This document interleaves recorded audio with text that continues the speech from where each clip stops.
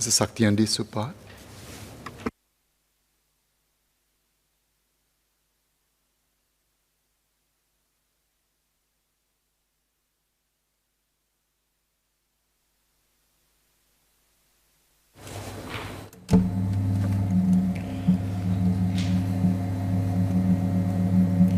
Mr. Speaker, sir, I rise to speak on the CPF Amendment Bill.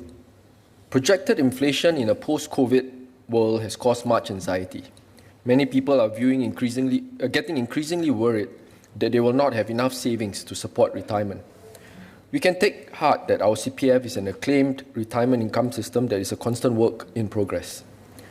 The government is always reviewing and refining it to ensure it stays relevant with the times. The latest Mercer CFA Institute Global Pension Index report graded our CPF system as being on par with countries like Finland, Sweden, and Switzerland. The grading meant that it has a sound structure with many good features, but some areas for improvement. I believe our government is always working towards closing the gaps. I would like to seek some clarifications, Mr. Speaker. First, I note that there are plans to allow the public trustee to disburse unnominated CPF monies to a beneficiary representative on a member's death. The beneficiary representative would then distribute the monies to the beneficiaries. This would apply if the total amount of the member's monies does not exceed the specified limit. Does this policy serve to benefit the family of members who did not name any nominees? This would be welcome, as I have residents who are still waiting for years to resolve the distribution of CPF monies. Can the Ministry also clarify how this process will be simplified and sped up? Who is eligible to be a beneficiary representative, and what is the specified limit? With that, I understand that there is still some amount of hesitancy towards nominating beneficiaries. The topic of death remains a heavy one to broach, and some CPF members tend to take it for granted that there will always be a seamless transfer of CPF monies to their families. I would take this opportunity to remind all that life is unpredictable, and we all know that, but arranging how our assets will be distributed would bring great peace of mind.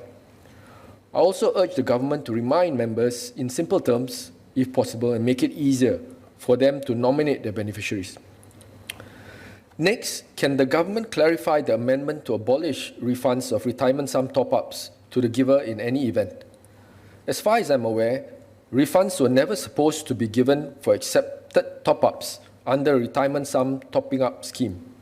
And this is especially so because members who make CPF top-ups get personal income tax relief based on their contributions.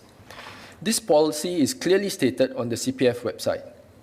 So can the Ministry clarify what were some circumstances under which refunds were approved, if any? Third, I note with interest that the amendments also seek to provide greater flexibility and efficiency in the administration of the Act by providing for certain matters to be prescribed by subsidiary legislation or to be determined by the Board or the Minister instead of being stated in the Act. May I clarify if this is being introduced with the various appeals for greater flexibility of CPF usage in mind?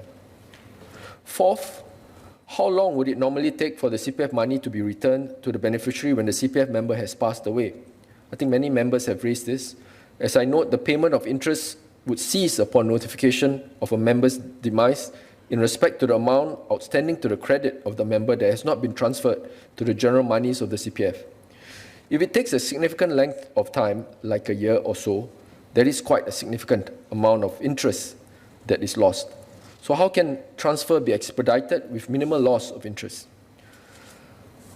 Mr. Speaker, fifth, when shares or classes of shares in any approved corporation are purchased with money withdrawn from the ordinary account, the designated shares will vest in the board when the board is notified that the shareholder is deceased.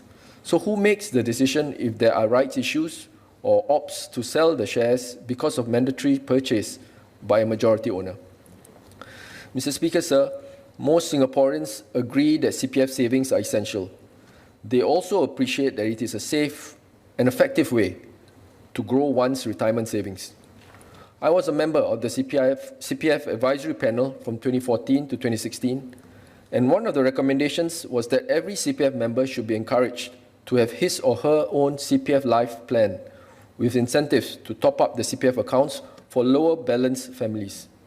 This is especially important for housewives who are reliant on their husband's CPF life payouts, as women tend to outlive their husbands. The panel had proposed then that members be allowed to transfer their CPF savings above what they require for basic retirement sum to their spouse's special or retirement accounts. In this way, each spouse would benefit from the extra interest on lower CPF balances and have their own lifelong income from CPF Life.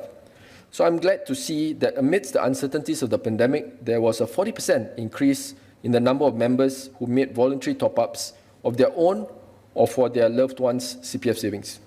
So this is a testament to the trust that Singaporeans have in the CPF system. But on the other hand of the spectrum, I have residents who hesitate to top up their CPF because they are afraid if they need the money, they will not be able to get it out. These tend to be people who have low incomes who would benefit most from the additional top-ups. The difficulty to tap on large sums of CPF savings in times of need, such as a major illness, remains a significant pain point. I hope the government will take this into consideration and introduce greater flexibility into the system. Circling back to our performance on the Mercer Global Performance Index, our weakest link is the sustainability of the system, which was given a rating of 59.9 out of 100. So what are the government's plans moving forth to improve in this area?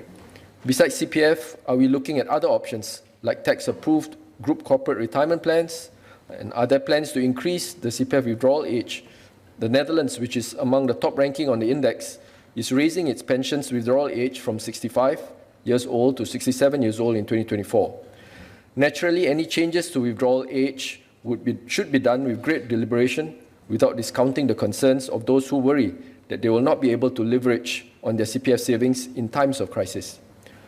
Perhaps improving flexibility of withdrawals in tandem would help to alleviate such concerns. Minister Tan, in his opening speech, had highlighted that amendments to the CPF Act aims to allow more flexibility and to simplify the CPF processes. I'm supportive of the move to keep it simple and keep it focused on the retirement objectives. Mr. Speaker, sir, I support the bill. Thanks.